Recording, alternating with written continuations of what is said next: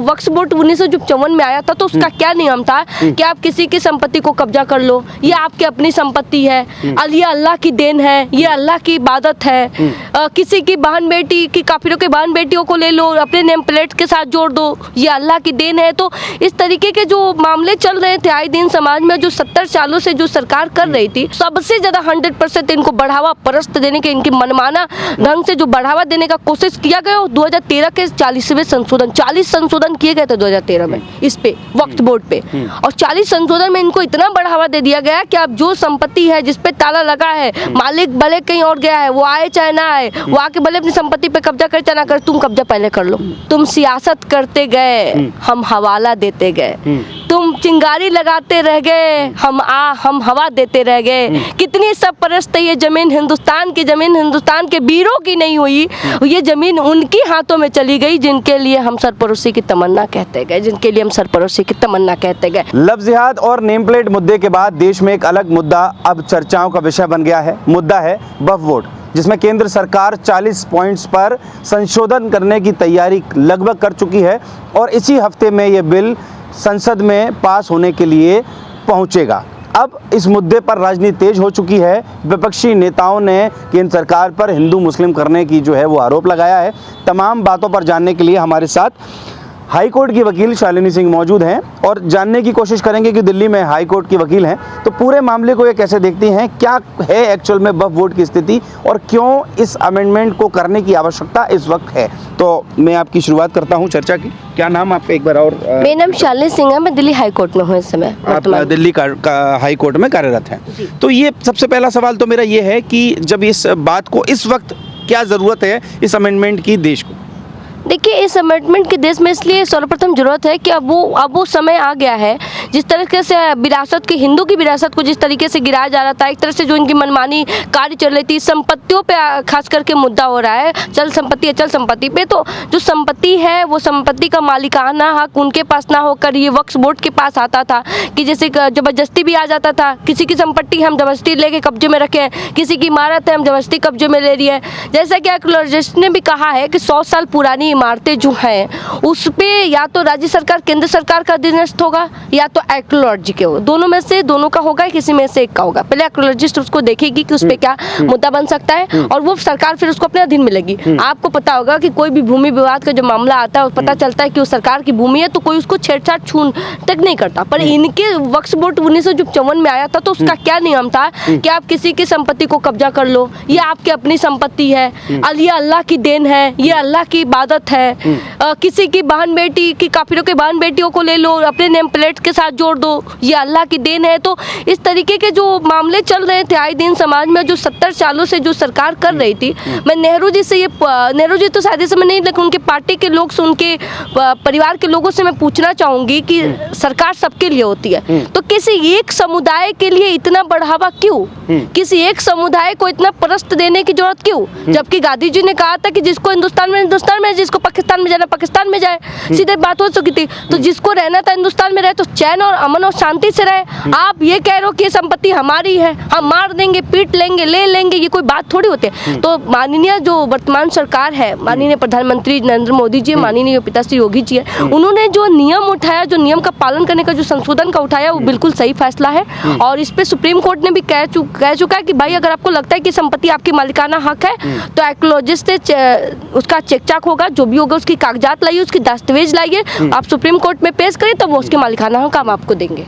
इसको जब जानने की कोशिश की गई शालिनी जी, तो हमने ये भी पढ़ा कि 2013 में इसको विशेष अधिकार मिला जब इसकी शक्तियों को बढ़ाया गया और उसके बाद से ये कोशिश देखा जा रहा है कि जब हमने इसको डिटेल में जाना कि वक्फ बोर्ड में आप जब किसी की ज़मीन पर जब कोई वक्फ बोर्ड अधिकार जमाता है तो उसकी सुनवाई हाई कोर्ट और सुप्रीम कोर्ट में भी नहीं आप कर सकते। कहते हैं कि ये जो है वक्फ बोर्ड की ज़मीन हो गई बिना किसी तथ्य और उसके। इसी पे तो सुप्रीम कोर्ट ने रोक लगाया ना कि कैसे हो सकता है। अभी तक जो सरकार कर रही थी वो मनमाना कर रही थी। आपको पता है कि इन लोगों उन्होंने कानून को भी अपने शिकंजे में ले रखा था कि अगर आप ज्यादा बोलेंगे तो हम चीफ जस्टिस की हत्या करवा देंगे, ज्यादा बोलेंगे तो हम किसी की कुछ कानून व्यवस्था की हत्या करना एक बहुत बड़ा अपने आप में शर्म की बात है। तो कानून की हत्या ही एक तरह से हो रही थी कि ये आपका मालिकाना हक है, ये वक्फ बोर्ड का मालिकाना हक है, इसको हम नहीं छूने देंगे, इसको हम नहीं करने देंगे। इस तरीके से वकीलों पे आए दिन जो अत्याचार हो रहा था कि तुम नहीं छू सकते, तुम्हारा भी अधिकार नहीं है इस पे, ये एक तरह से परस्त दिया गया था 2013 में। 1954 में आया, 1955 में इसका थोड़ा बहुत संशोधन नेहरू जी ने किया, लेकिन जो लास्ट संशोधन हुआ, जो सबसे ज्यादा 100% इनको बढ़ावा परस्त देने के, इनकी मनमाना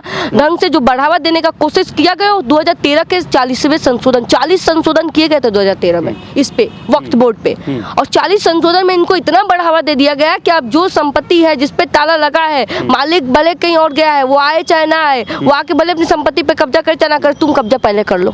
ये कोई 2013 में क्यों ऐसे विशेष अधिकार दिए गए, आप क्या समझते हैं कारण? देखिए, कारण उसका यही है ना कि इनकी राजनीति वो कहते हैं ना कि तुम सियासत करते गए, हम हवाला देते गए, तुम चिंगारी लगाते रह गए, हम हवा देते रह गए। कितनी सब परस्त ये जमीन हिंदुस्तान की, जमीन हिंदुस्तान के वीरों की नहीं हुई, ये जमीन उनकी हाथों में चली गई जिनके लिए हम सरपरोसी की तमन्ना कहते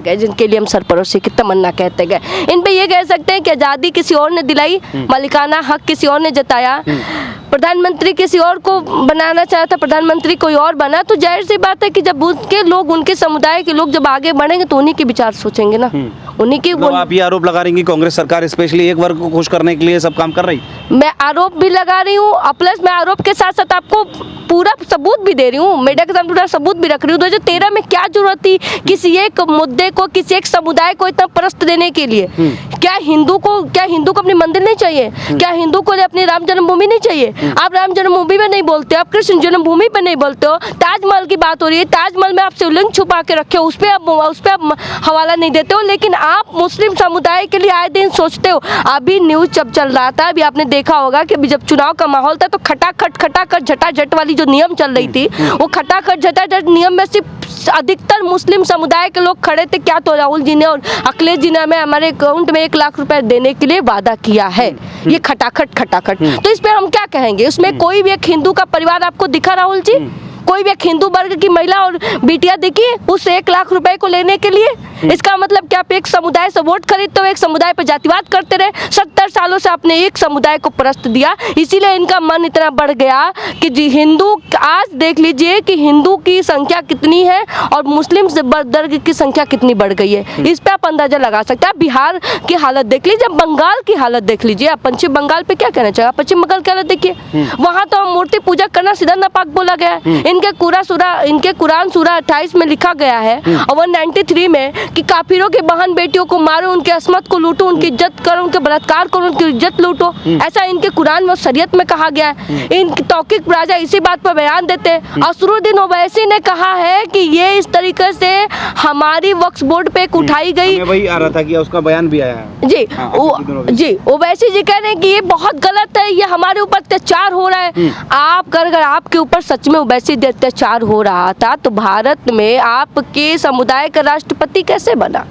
आप ही के समुदाय का राष्ट्रपति कैसे बना? अगर हम आपके अधिकार को छीन रहे थे, आपके मालिकाना हक पे आपको टिप्पणी कर रहे थे, आपको मार पीट रहे थे, आपको बहुत तकलीफ दे रहे थे, तो आप पाकिस्तान में क्यों नहीं जाकर रहेगा? आप हिंदुस्तान में आप इतने आगे कैसे बढ़ गए? आपने IMM पार्टी हिंदुस्तान में बनाई, पाकिस्तान में तो बनाई नहीं। अगर सच में हिंदू आपको रोक रहा था, हिंदू आपके साथ गलत कर रहा था, तो आपने पार्टी बनाई कैसे? पार्टी का विस्तार कैसे किया? आप इतने जनसंख्या वृद्धि दर को बढ़ाए कैसे? अगर हम रोटी देने के लिए, खाना देने के लिए, कपड़ा देने के लिए आपको एकदम से मजबूर कर दीजिए थे, तो तौकीक राजा से भी कहना चाहती हूँ, असदुद्दीन ओवैसी से भी पूछना चाहती हूँ, आपके वर्ग के लोग आज 50% से ऊपर high court, supreme court, district court में वकालत कैसे कर रहे हैं? सबसे बड़ा मुद्दा अगर कानून पे चला तो कानून पे बात होनी चाहिए कि अगर सच में कानून, हमारा कानून इतना गंदा था कि आपको रोक रहा था, हिंदुस्तान में आपको रोटी खाने के लिए मार रहा था, आपको इतना दबाया कुचला जा रहा था, तो फिर आप इतना आगे बढ़ कैसे गए? फिर आप कानून में भी अपनी जगह कैसे बना लिए? मैं असदुद्दीन ओवैसी से खास करके सवाल पूछना चाहती हूँ राहुल जी। अगर अखिलेश यादव भी तो ये कह रहे हैं कि जब अब भाजपा पर जब कुछ नहीं बचता तो हिंदू मुस्लिम की राजनीति करती है, और वक्फ बोर्ड पे भी सीधा आरोप लगा रहे हैं कि इसका मतलब यही है कि फिर आपको हिंदू मुस्लिम करना है और वोट बटोरना है। अखिलेश जी से एक बात कहना चाहती हूँ कि अखिलेश जी को जब कुछ नहीं मिलता है ना, कुछ नहीं मिलता तो देश में दंगा कराने के लिए उनके पिता सीधा कारसेवकों पे गोलियां चलवा देते हैं। अखिलेश जी को जब कुछ नहीं मिलता तो राम मंदिर पे जाने से इनकार करके अतीक के कब्र पे जाते हैं, मुख्तार के घर पे कब्र पे जाते हैं। अखिलेश जी को कुछ नहीं मिलता तो ये काम करते हैं। तो अखिलेश जी के लिए मेरा सीधा सवाल है कि अगर वास्तविकता में हम हिंदू मुस्लिम कर रहे थे तो जो आपकी सरकार क्या कर रही थी? आपने क्यों कहा पढ़े संसद के पटल पे कि आपने पूरे संसद के पटल पे आपके पिताश्री कह रहे हैं, जबकि वो रक्षा मंत्री रह चुके हैं, एक अच्छे पद पे रह चुके हैं, केंद्र में राज्य में भी वो मुख्यमंत्री रह चुके हैं। उनका कहना था कि लड़के हैं गलतियां हो जाती हैं, और उसमें मुस्लिम पक्ष का नाम था। एक मुस्लिम पक्ष लड़के का नाम आया, तुरंत आपका बयान पलट के कह लड़के हैं गलतियां हो जाती है। अभी नया ताजा खबर अयोध्या में चल रहा है, आपने देखा ना? अयोध्या में और देश प्रसाद जाके उसी के घर पे उसको प्रस्त दे रहे हैं, उसको एक खिला पिला रहे हैं, उसके साथ वहाँ घर पे मीडिया बैठ रही है, मीडिया जमोड़ा लगा हुआ है। सपा की एक तरह से कह सकते हैं कि मीडिया जमोड़ा लगा हुआ है कि भाई ये गलत है। मोइन खान ने 12 साल की बच्ची के साथ 7 बार बलात्कार किया, उसे प्रेग्नेंट भी किया। आपको पता होगा कि 12 साल की लड़की में वो ह्यूमैनिटी आ जाती है जिसको हम पीरियड्स कहते हैं, जो लड़कियों को आते हैं। मैं खुल के बोलना चाहूँगी मीडिया के सामने, वो 12 साल की लड़कियों के लिए वो रजोशला की वृद्धि होने लगती है। 12-16 साल की उम्र के बीच में लड़कियों को आने लगता है। अब हमसे आगे सवाल पूछा जाएगा कि ये प्रेग्नेंट कैसे हो सकती है, तो उनको बता दूं कि बायोलॉजी का ये सिस्टम है कि 12-16 साल में लड़कियां रजोशला होने लगी। 7 बार उस लड़की के साथ बलात्कार हुआ, उस लड़की को प्रेग्नेंट किया गया। आज उसकी हालत ऐसी, अब जाके लखनऊ में एडमिट है। आप देख लीजिए उस लड़की की हालत क्या है। इस पे मैं अखिलेश जी के जो बेटी हैं और जो उनकी बीवी है उनसे पूछना चाहती हूँ, उनकी बेटी भी राजनीति में आ रही है, तो सवाल है कि क्या आप इस तरीके के राजनीति को बढ़ावा देंगी? आप तो युवा अखिलेश यादव तो कह रहे हैं ना कि आप मुसलमानों का हक छीनना चाहते हैं, सीधा आरोप लगा रहे हैं। तो आपने भी तो हिंदू का हक छीना था ना। हाँ। अगर आपको लगता है कि मुसलमान का हक छीना जा रहा है तो आपने भी तो मैं वही तो कह रही हूँ कि मुसलमान का हक छीना कब गया? अगर मुसलमान का हक वास्तविकता में अखिलेश जी छीना गया होता तो जनसंख्या वृद्धि दर ना बढ़ती। अगर इनका हक छीना गया होता तो आज आपको बता दूं कि शिया और सुन्नी दो है, जैसे कि जिनमें विवाद चलता रहता है। उत्तर प्रदेश और बिहार में अभी वक्फ बोर्ड की जो संपत्ति कुल है, कुल 8.5 लाख संपत्ति बताई जा रही है, और बिहार में इसकी संपत्ति है 2,10,339 कुछ। और आ जाइए सुन्नी में, ये तो सिया का हो गया। अब सुन्नी में आ जाइए 10,000 कुल 486 की 386 15,386 संपत्तियां कुल अवैध तरीके से वक्फ बोर्ड सुन्नी के पास है, और 2,10,339 संपत्तियां सिया के पास है।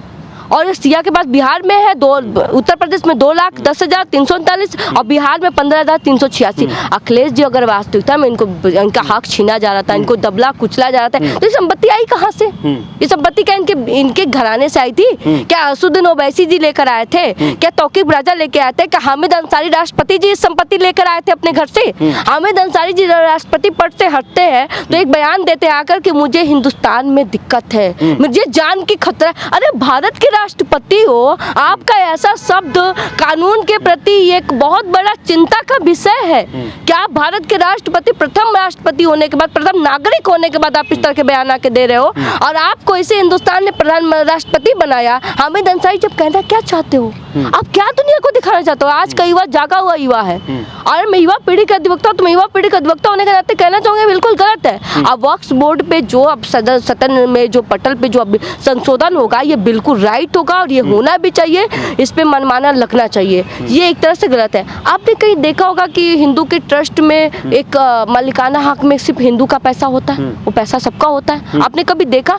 आप जाके देखेंगे हर दिन मंदिरों पे अभी सावन चल रहा है, आए दिन आपको हमेशा कम से कम नहीं हो तो 10 से 15 हज़ार से ऊपर लोग आपको भंडारे में खाते मिलेंगे। आप कहीं मस्जिद पे जाके भंडारा चलते देखा है क्या आपने राहुल जी? किसी मस्जिद के पास आपने भंडारा देखा है? ये संपत्ति किस लिए अवैध की गई है कि आगे चल के हम आगे और निर्माण करेंगे और 10,000 मस्जिदों का निर्माण करेंगे, काफिरों को मारेंगे, फिर उनके ऊपर हक जताएंगे। आपने एक चीज़ और देखा होगा कि जो इनकी जो मृत्यु होती है इनके यहाँ, तो दफनाने का एक सिस्टम है, दफनाने का सिस्टम है, तो दफनाने के चक्कर में कितने तो कब्र के नाम पे इन्होंने जब संपत्ति कब्जा कर और रखी एक है। और उसमें है कि जहाँ कब्रिस्तान होगा उसके आसपास की जमीन को भी वक्फ बोर्ड में डाल दिया जाता है। हाँ वही तो, ये 2013 में जब संशोधन हुआ ना राहुल जी, तो ये इसी के लिए हुआ था कि और सरपरस्ती दी जाएगी, और गंभीर से इनको सरपरस्ती दी गई कि जहाँ मन वहाँ कब्र बनाओ, जिसके किसान का खेत नोचो वहाँ पे कब्र बना दो, अपने बब्बा को गाड़ दो, अपने अब्बा को गाड़ दो, जाओ उस पे पूजा। जबकि कुरान में लिखा गया है, अभी एक मुस्लिम पक्ष का बयान आया था, उनका नाम मेरे जुबान पे आ नहीं रहा है, उन्होंने बयान में दिया, खुद कहा है कि कुरान में ये बिल्कुल गलत है, किसी कब्र पे आप वो मजार एकदम प्लेट की तरह नहीं बना सकते, उससे आप एकदम सीमेंट की तरह नहीं बना सकते, उसे दफना दिए तो दफना दीजिए, ऐसे दफना दीजिए, उस पे सीमेंट की तरह बना के उस पे फूल माला नहीं चढ़ा सकते, ये हमारे कुरान में हराम है। तो जब ये आपके कुरान में हराम है, जब आपके कुरान में हराम है, तो ये आपको कहने का हक है, आप कह रहे हो, तो फिर आप उसी चीज को मान क्यों नहीं रहे हो? हाँ, आप कहते हो कि मुस्लिम पक्ष, हिंदू पक्ष कांवड़िया लेके निकलता है तो उसमें तेल खर्चा होता है, पेट्रोल खर्चा होता है, फालतू का जाम लगता है, तो जब आप तजिया लेके निकलते उसमें जाम नहीं लगता राहुल जी? वक्फ बोर्ड का जो ये मनमाना का संपत्ति अंतरण अधिनियम, जो मनमाना हक जताने का जो काम था ना, वो सुप्रीम कोर्ट ने भी इस पे निर्णय दे दिया, हाई कोर्ट ने भी दे दिया, डिस्ट्रिक्ट कोर्ट ने भी इस पे कह दिया, और जो मामला चल रहा है ना, ये बिल्कुल आगे आना चाहिए। मैं तो वर्तमान सरकार से यही कहूँगी, जो फैसला सरकार ने उठाई, उस सरकार का हम लोग कानून के प्रति निवेदन करते हैं, विनम्र करते हैं कि बहुत अच्छा इन्होंने उठाया है। जो भी कदम माननीय प्रधानमंत्री जी ने उठाया वो बिल्कुल राष्ट्रहित में उठाया है। अगर आपको, हम आपको हिंदुस्तान से भगा नहीं रहे, अगर आपको हिंदुस्तान में रहना है तो आपको सबको लेके चलना पड़ेगा। राहुल जी से मैं कहना चाहूँगी, उड़ती चिड़िया के पंख में तेल लगाना छोड़ दे। ये जो बोलते हैं ना, ये क्या बोलते हैं ना, खुद ये आटा को लीटर में बेच देते हैं साहब, ये वो किलोमीटर को लीटर में जो बेच रहा है, उससे आप प्रधानमंत्री बनाने का सपना देख रहे हो? विपक्ष सरकार को फिर से कह रहा है ना कि आपके पास अब कुछ मुद्दे बचे नहीं, आप बेरोजगारी पे फेल हुए, आप किसानों को हक देने में फेल हुए, अब आप चुनाव आने वाला है ये उत्तर प्रदेश में, तो आप अगर डाउनफॉल में जा रहे हैं तो आप हिंदू मुस्लिम फिर से करने लगे, ऐसा विपक्ष का मानना है। आपको लगता है कि डाउनफॉल में जा रहे हैं? ये बिल्कुल डाउनफॉल में ना जा रहा है। इस बार की जो राजनीति हुई है, तुष्टिकरण जो हुई है, वो खटाखट पे हुई है, और यूँ कह लीजिए कि पैसे देंगे हम अकाउंट में, लालच दिया गया। जो नीचे दबके समाज के लोग हैं, जो बिल्कुल अनपढ़ लोग हैं, उनसे जाके इनके लोगों ने क्या कहा कि अगर ये सरकार तीसरी बार पूर्ण रूप से बहुमत में आती है तो आपके आरक्षण को खत्म कर देगी, जबकि ऐसा कुछ नहीं था। आरक्षण पे तो इनके राजीव गांधी जी ने बोला था ना, राजीव गांधी ने कहा जरूरत पड़ेगी तुम आरक्षण, जरूरत पड़ेगी तो हम संविधान बदल देंगे। इन्होंने कहा कि आरक्षण खत्म कर देगी, संविधान बदल देगी जब पूर्ण रूप से सरकार आएगी। उनके मन में जब एक नीचे तबके के लोग के मन में जो बिल्कुल जागरूक नहीं है, हमारी तरफ की तरफ पढ़े लिखे नहीं है, उनके दिमाग में जब ये बात भरोगे तो उनको क्या लगा? उनको तो ये लगेगा कि रिजर्वेशन ऑफ सिस्टम, संविधान बदल देंगे तो हम कहाँ जाएंगे, उनको तो ये लगेगा। उनको कौन समझाएगा? उन नीचे तबके के लोगों के दिमाग में भरकर इन लोगों ने ऐसी राजनीति खेली, और जो भी सीटें उत्तर प्रदेश में इन लोगों ने लाई, इन्होंने घूड़ा गणित और राजनीति पे लाई। एक शेर को हराने के लिए, मैं फिर कहूंगी कि एक शेर को हराने के लिए भीड़ खड़ी हो गई थी, एक शेर को हराने के लिए गिद्दड़ों की भीड़ खड़ी हो गई थी। राहुल जी, इस बात से कोई इनकार नहीं कर सकता, और पढ़ा लिखा व्यक्ति तो इस बात को भली भांति समझ चुका था कि जो कुछ हो रहा है कैसा। ये जहाँ जहाँ वही सीटें इन्होंने जीती है, जहाँ जहाँ पे नीचे तबके के लोग ज्यादा हैं। आपने ध्यान दिया होगा, आप दिल्ली में 7 सीटें क्यों नहीं जीत गए? आप दिल्ली में 7 सीटें क्यों नहीं जीते? आप और राज्य में 7 सीटें क्यों नहीं जीते? आप उत्तर प्रदेश में ही क्यों सीटें जीत के आए? और 500 में से 99% लाने वाला बच्चा कह रहा है कि हमने बहुत बड़ा मार्क ला दिया, बहुत मैंने एग्जाम में पास कर गए। जब एक आदमी ने पूछा भाई आप कितने में लाए हो, तो कह रहा कि मैं तो 500 में लाया हूँ जी, 99। अब राहुल जी को यही नहीं पता कि 500 में 99 में क्या अंतर है, उनको कौन समझाए? चलिए, भारतीय राजनीति की बात तो बाद में, लेकिन मुद्दा बार बार वक्फ बोर्ड का है, और इसमें अब सवाल उठना लाजमी भी इसलिए है क्योंकि जब सबसे पहले नेम प्लेट वाला बिल वो आया, उसका बवाल कटा, उसके बाद फिर लफ्ज़ जिहाद, अब ये तो ऐसा लग रहा है कि कहीं ना कहीं जो है वो टारगेट किया जा रहा है, वाकई मतलब मुसलमानों को डाउन करने की कोशिश की जा रही है। बिल्कुल नहीं टारगेट किया जा रहा है। जैसे इन्होंने अपने हक की बात करी, हमने भी अपने हक की बात करी। अब एक बात बताइए, कांवड़ियों का जो समय चल रहा है ये बिल्कुल शुद्ध समय माना जाता है। कहा जाता है कि जब एक महिला जो कांवड़ यात्रा लेके जाते हैं उनको सात्विक भोजन भोजन करना होता है। आप जब हज यात्रा करने जाते हो तो आप भी हलाला की चीज़ें नहीं खाते हो। आपने खुद कहा, असुद्दीन ओवैसी ने भी कहा, तौकीर राजा ने भी कहा कि हमारे यहाँ ऐसा नहीं होता, हम उस दिन हज यात्रा पे जाते हो तो 1 महीना तक हम कुछ खाते नहीं है, जितना दिन हज यात्रा पूरी नहीं होती। तो उसी तरह से कांवड़ियों का भी सम्मान होना चाहिए, उनको भी अपने धर्म को अधिकार मिलना चाहिए। अगर आपका नाम तौकीर राजा है तो आप ताजमहल के नाम पर क्यों नहीं ढाबा खोलते हो? आप अपने अजमेर शरीफ के नाम पर ढाबा क्यों नहीं खोलते? आप हज यात्रा के नाम पर ढाबा क्यों नहीं खोलते? आपको राम के सहारा लेने की जरूरत क्यों पड़ गई? जब हिंदू हराम का है, जब हिंदू के मूर्ति पूजक नापाक है, तो आप उन्हीं हिंदुओं को सहारा लेकर नेम प्लेट लगा के क्यों आप ऐसी राजनीति कर रहे हो? तो नेम प्लेट का आना बहुत जरूरी था। राहुल जी, इसमें जातिवाद का कोई भेदभाव नहीं, इसमें जातिवाद नहीं हुआ। अखिलेश जी ने तो लफ्ज़ इस समय जो भी सरकार कर रही है उसका विरोध कर रही है। अखिलेश जी ने तो लफ्ज़ पे भी बोला कि हिंदू मुस्लिम के अलावा कुछ बचा ही नहीं है भाजपा पे। हिंदू मुस्लिम तो आपने करी, हमने तो उस कुंठित विचारधारा जो समाज में फैली हुई कुरीतियां है उनको हटाने की कोशिश हम लोग कर रहे हैं, कि उस पे से पर्दा हटाने की हम लोग कोशिश कर रहे हैं। हाँ, अगर सच में लौ जिहाद का, अगर सच में हिंदू मुस्लिम हुआ होता, मैंने आपको पिछली बार भी कहा भी कुछ मिनट पहले कि सच में हिंदू मुस्लिम हुआ होता तो मुस्लिम इतना आगे बढ़ते ही नहीं। ठीक है, अगर सच में हिंदू मुस्लिम हुआ होता तो। अखिलेश जी की सरकार में आपको बता दूं 30 से 35% मुस्लिमों का राज चलता था, जो वो कहते थे वही होता था। और जो उनकी तूती बोलती थी प्रयागराज से लेकर मऊ जिला गाजीपुर तक, वही तूती कानून के संविधान में भी बोलती थी। इन्होंने वहां तक भी कब्जा कर रखा था। हम जो चाहेंगे वही होगा। आज तक मुख्तार पे एक भी फैसले में क्यों नहीं सवाल उठाए गए? आज तक अतीक के एक भी मुद्दे पे क्यों नहीं कोर्ट में सवाल उठाए गए? फाइलें दबा दी जाती थी साहब।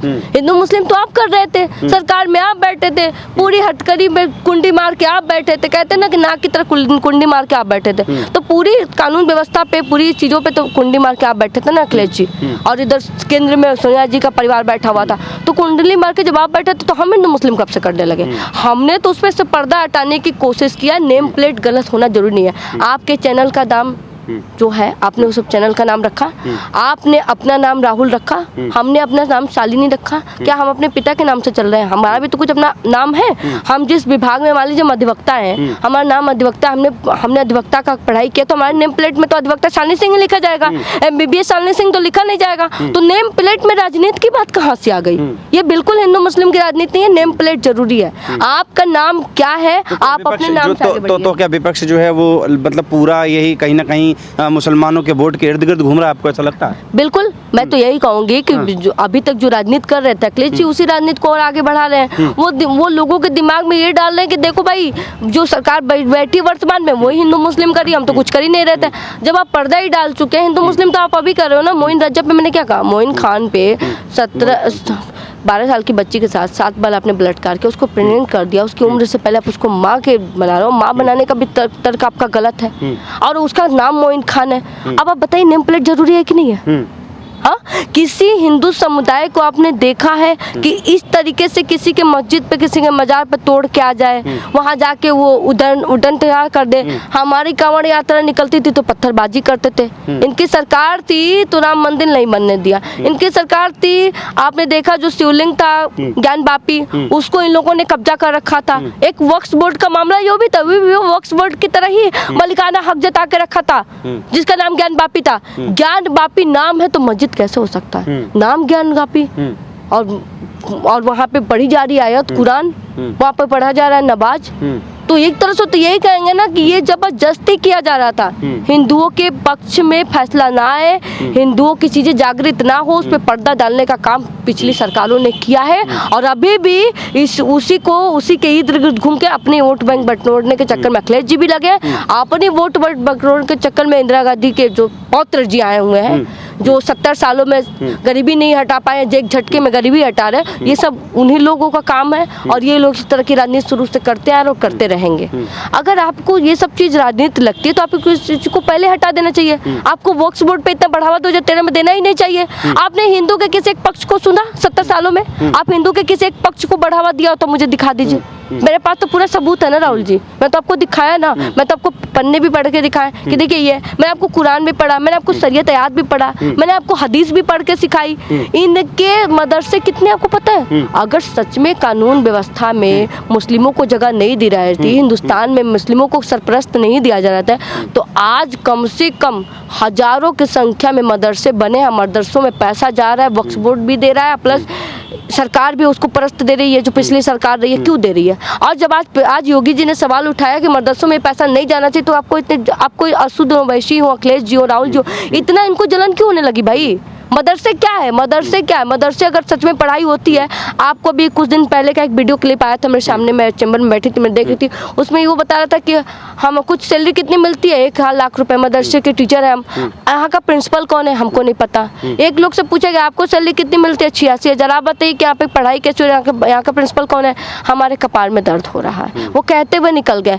आप अधिकतर देखेंगे वक्फ बोर्ड की जो मालिकाना हक है, जो इस तरह का समुदाय है, वो कुछ भी अगर नया काम करते तो उसका शुभारंभ अधिकतर मुस्लिमों के हाथों के करवाने का ही वो सोचते हैं कि अधिकतर मुस्लिम के हाथों ही उसका उद्घाटन हो। आपने कहीं ऐसा देखा है कि हिंदू का मंदिर खुला हो और वहाँ पे कोई एक पक्ष जाके ब्राह्मण ही जाके पूजा किया हो? आपने देखा? सवाल इस पे भी उठा था कि भारत के प्रधानमंत्री पूजा नहीं कर सकते क्योंकि एक से अलग समुदाय से आते। क्यों भाई? जातिवाद तो आपने कहा ना, आपने तो सीधा कह दिया कि बनिया के हाथों हम पूजा नहीं करने देंगे, वो जातिवाद है। आप भारत के प्रधानमंत्री के रूप में आप नहीं देख रहे थे, आप उनको जाति के रूप में देख रहे थे। लेकिन आज का पढ़ा लिखा युवा, आज का पढ़ा लिखा अधिवक्ता उनको एक प्रधानमंत्री को एक सर्वप्रथम उनको एक इस रूप में देख रहा था, भाई भारत के प्रधानमंत्री का हक बनता है। और राम को लाने की बात इन्होंने टिप्पणी उठाई नेम प्लेट पे कि राम को आप लाए हैं। आप अपने घर पे गणेश पूजा लाते हो? आपने सुधांशु त्रिवेदी जी का वीडियो सुना? अपने वक्ता जो भी है उनका आपने एक वीडियो सुना होगा, उन्होंने कहा है कि राम को लाने का जो आरोप हम पे लगाया जाता है कि ये कहते हैं हम राम को लाए, राम आपको लाए कि राम हमको लाए हैं।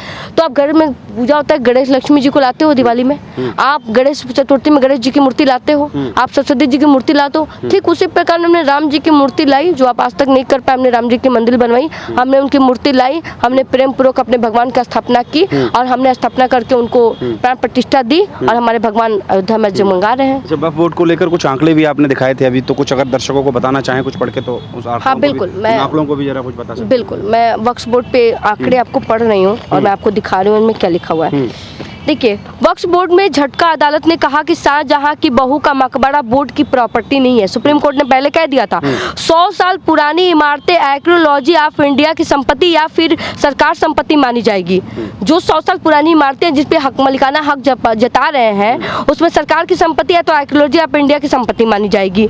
और यह भी बात कहा है कि वक्फ बोर्ड अपनी संपत्ति नहीं मानी जाएगी। मंदिर, मस्जिद, मकबरे पुरानी संपत्ति, निजी स्वामित्व तो नहीं है किसी भी। इसमें मंदिर की भी बात आई है। अगर हम जातिवाद करें तो आपने देखा कि सुप्रीम कोर्ट ने क्या कहा कि मंदिर हो या मस्जिद हो या मकबरे हो, पुरानी संपत्ति, निजी स्वामित्व उनमें नहीं, आप निजी हक नहीं जता सकते उस पर।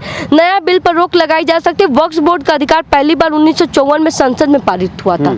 1954 में संसद में पारित हुआ। इसके बाद 1955 में उस पर संशोधन किया गया था। फिर इसके बाद 2013 में संशोधन, वक्फ बोर्ड अधिकारों को और ताकत मिल गई थी। 40 संशोधन हुए थे उसके बाद। और उसके बाद से इसमें बोर्ड की किसी भी संपत्ति को अपना बता सकती है। 2013 में इसमें यूपीए की सरकार, कांग्रेस ने बड़ा बल दिया था। पहला झटका यूपीए सरकार ने दिया था कि वक्फ बोर्ड पे क्या आप इस पे बड़ा फैसला ले सकते हो, किसी की संपत्ति को आप अपना कह सकते हो। आप देख लीजिए, सामने लिखा हुआ है आपके पास, आप अपना बता सकते हो। 2013 में यूपीए सरकार वक्फ बोर्ड पर ज़्यादा बढ़ावा देने के काम किया। हमेशा उनका एक एजेंडा रहा कि भारत की विरासत को ख़त्म करना है, हिंदू की विरासत को ख़त्म करना है। इस्लाम में दान धर्म के लिए एक क्रम प्रचलित किया गया है, जकात, इसको जकात कहते हैं। ठीक है, उसके बाद कहा गया कि हैसियतमंद मुसलमानों के लिए अनिवार्य है आमदनी से पूरे साल में जो बचत होती है उसका 2.5% हिस्सा किसी जरूरतमंद को दिया जाएगा। जरूरतमंद में उसे दिया जाएगा जिसे जकात कहते हैं, सिर्फ मुस्लिम को ही दिया जाएगा। अब आप चूंकि महिला हैं तो मेरा एक सवाल, आखिरी सवाल आपसे ये है कि मोदी सरकार जो अब 40 पॉइंट पे संशोधन करना चाहती है, उसमें सबसे बड़ा ये है कि जो वक्फ बोर्ड की कमेटी होगी, जो वक्फ बोर्ड होगा, उसमें एक महिलाओं को भी वो मिलेगा, प्राथमिकता मिलेगी। तो क्योंकि अभी तक उसमें कोई महिला नहीं थी तो उसमें सदस्य महिला भी होगी, उसको कैसे देख रहे हैं? उसको मैं बिल्कुल एक अच्छी तरीके से देख रही हूँ। अगर आपको लगता है कि वक्फ बोर्ड आपके लिए अच्छा है तो आप सिर्फ पुरुषों के लिए जगह नहीं, महिलाओं के लिए भी जगह उसमें होनी चाहिए। और ये जो 40% जो संशोधन कर रहे हैं मोदी जी, प्राइम मिनिस्टर जी, तो वो बहुत अच्छा कर रहे हैं। और तो आप खुद देख लीजिए ना कि किस सरकार ने महिलाओं को उत्थान के नाम पे काम किया है, किस प्रधानमंत्री ने, किस मुख्यमंत्री ने सबसे ज्यादा विवेकानंद के विचार को माना है, ये आपके सामने है। तो मैं खुल के कहना चाहूंगी, सबसे ज्यादा विवेकानंद जी के विचार को अगर किसी ने आगे दिया है तो यूपीए की जो यूपी की जो सरकार है वो योगी जी ने दिया है, और केंद्र की सरकार जो है हमारे पिता श्री मोदी जी ने, पिता श्री योगी जी ने दिया है। उन्होंने, विवेकानंद जी का एक तथ्य है कि आप पुरुष और महिला दोनों की सामान्य रूप से भागीदारी जरूरी है ये समाज के उत्थान के लिए, ठीक है। तो उस पर इन्होंने अपना नाम दिया है, और ये वक्फ बोर्ड में जो महिलाओं को 1% जो भी दिया जा रहा है, उनको उनका अधिकार, सदस्यता जो दिया जाए, उनको जो अधिकार दिया जा रहा है, बिल्कुल हम इसके सराहनीय करते हैं और हम इसके बिल्कुल सपोर्ट में हैं। और हम जहाँ पे भी मुस्लिम समुदाय पे भी, जहाँ भी मुस्लिम महिलाओं के साथ अत्याचार होगा वहाँ पे हम लोग खड़े रहेंगे, क्योंकि भी एक समुदाय की महिला है। धन्यवाद। तो शालिनी सिंह को आप सुन रहे थे, ये दिल्ली हाई कोर्ट में अधिवक्ता हैं वक्फ बोर्ड पर। आप उनकी विवाक राय और उनकी स्पष्टता को आपने सुना। आप देख रहे हैं द न्यूज़पेपर, मैं हूं राहुल शर्मा, कैमरे के पीछे।